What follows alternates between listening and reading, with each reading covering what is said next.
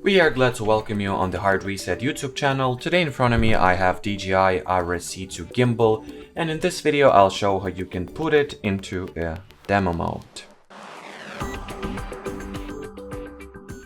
So first you will need to take your phone, launch the Ronin application, make sure to connect your gimbal to the app of course.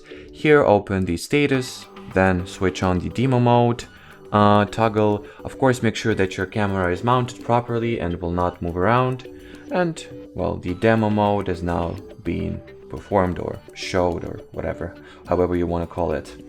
It will just demonstrate the movement alongside all of the axes, all three axes to be precise. And this way you can just generally demonstrate what this gimbal is capable of.